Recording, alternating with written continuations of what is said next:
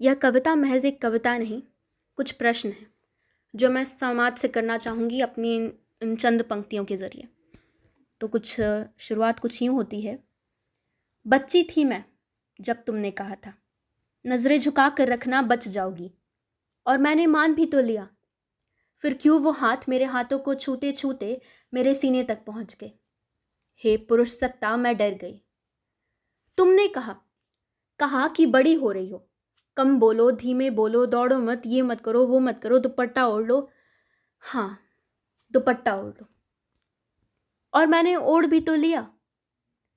पर तुमने तो उस दुपट्टे को ही तार तार कर दिया, तो मेरे तन को कैसे छोड़ते। हे पुरुष सत्ता, तुम तो अपनी जुबान भी न रख पाए और मुझसे कहते हो कि मैं अपनी जुबान बंद कर लूं। तुमने मुझे दहलीज में बांधा, कदम कदम पे मुझे रोका, मुझे टोका।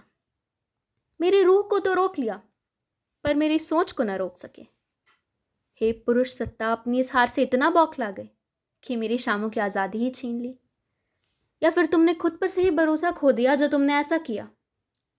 तुम वही हो ना जिसने मुझे बार बार चुप रहना सिखाया।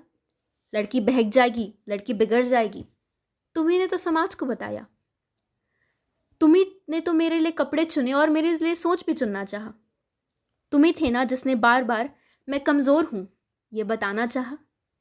हे पुरुष सत्ता, अगर मैं इतनी ही कमज़ोर हूं तो इतना क्यों डर गए।